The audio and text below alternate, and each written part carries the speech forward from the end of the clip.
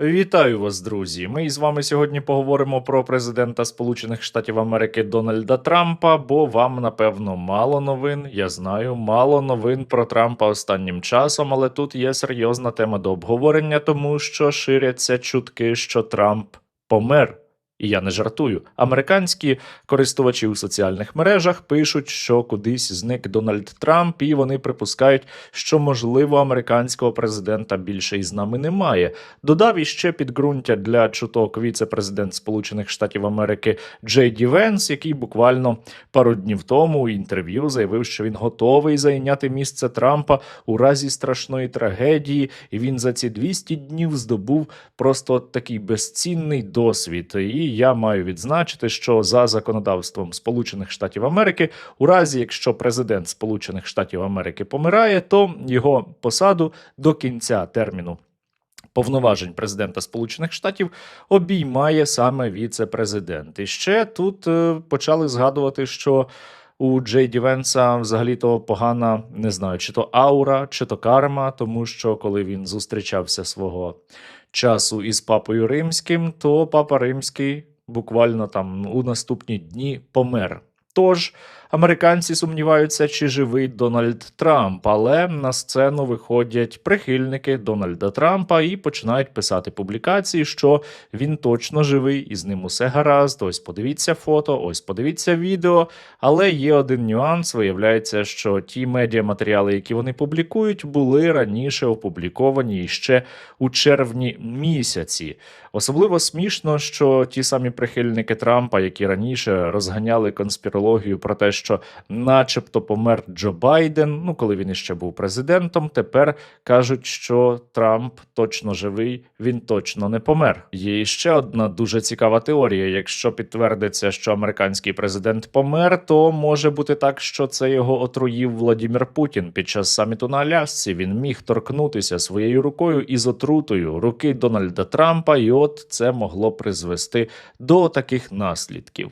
Жартую, звісно. Американський президент живий, принаймні, поки що не було ніяких оголошень про те, що із ним щось не так, а я це відео передусім записую не для того, щоб вам розповісти про Трампа, а щоб закликати вас задонатити на Русоріс, тому що це зараз найважливіше, тому що наше військо потребує нашої з вами допомоги. Ми маємо передати на фронт більше дронів камікадзе, передусім на Південно-Донецький напрям, де найтяжчі бої, тому закидуйте по 2 гривні, це обов'язково. Усі реквізити є, як завжди, в описі до цього відео. І якщо ви на мій канал не підписалися чомусь, то підписуйтеся. Просто зараз. Так ось, американський президент живий, і він навіть дав інтерв'ю, щоправда, не у відеоформаті, а лише текстом. І знову заговорив про російсько-українську війну. Він наче почав обіцяти гарантії безпеки для України у разі, якщо буде досягнуто перемир'я. Він сказав, можливо, ми щось зробимо. Послухайте, я хотів би, щоб щось вирішилося. Вони не наші солдати, але щотижня гине від 5 до 7 тисяч, переважно молодих людей. Якби я міг це зупинити, і час від часу літати в повітрі літаком, це були б переважно європейці, але ми б їм допомогли. Вони, знаєте, їм це певною мірою потрібно, і ми б їм допомогли, якби могли щось зробити. Але нагадаю, що росіяни виступають проти будь-яких гарантій безпеки для України, у тому числі, які стосуються розміщення іноземних військ на території України. Разом із тим, Трамп вирішив проковтнути відмову Владіміра Путіна зустрічатися із президентом України Володимиром Зеленським, а він сам раніше вимагав, щоб така зустріч відбулася, інакше будуть санкції, знову нічого не сталося, і Трамп каже, що зустріч усе ж таки буде, але не двостороння, а тристороння. Цитата.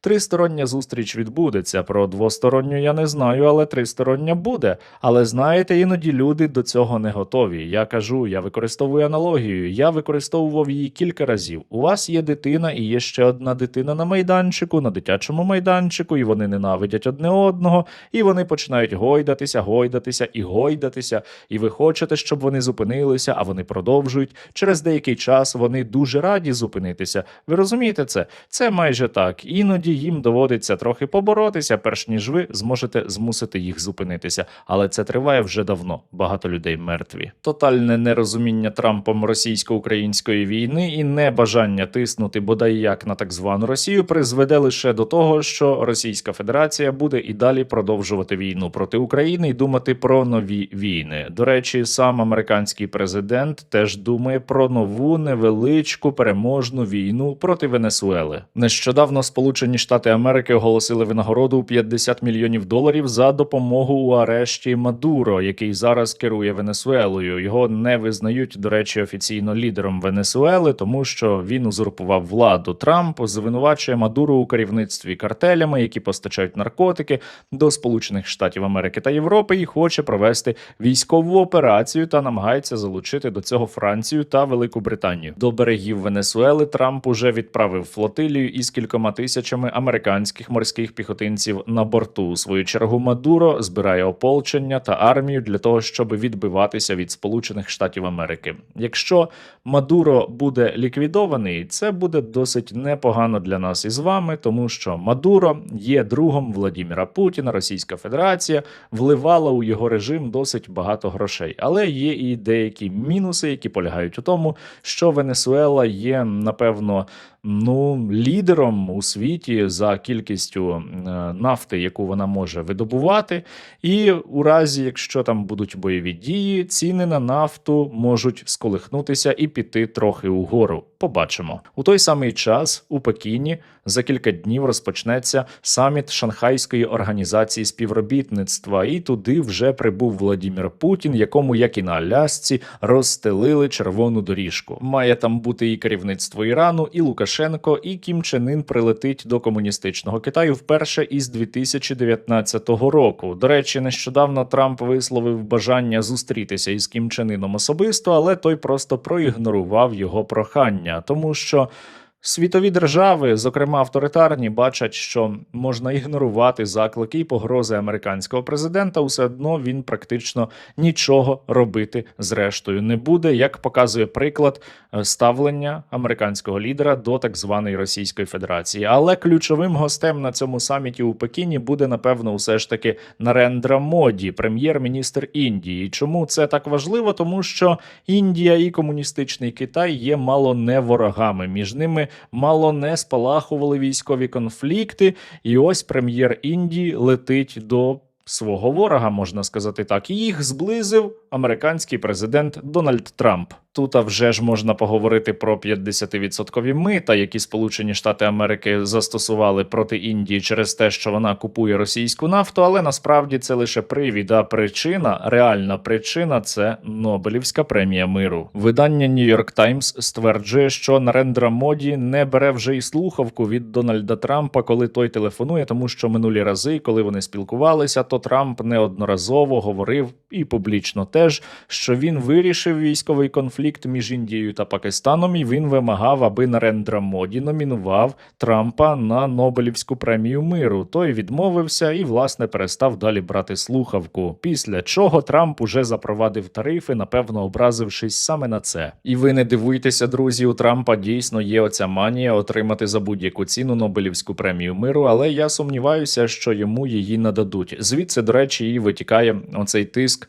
на Україну, який останнім часом демонструє Трамп, тому що він хоче, аби російсько-українська війна призупинилася за будь-яку ціну, неважливо на яких умовах, аби тільки його могли номінувати на Нобелівську премію миру. Ну а що стосується саміту ШОС, то це саміт Вісі зла. Вісі зла, яка намагається зараз змінити світовий порядок і зробити так, аби Сполучені Штати Америки більше не домінували у світі, і, на жаль, недалекоглядна політика американського президента цьому сама і сприяє.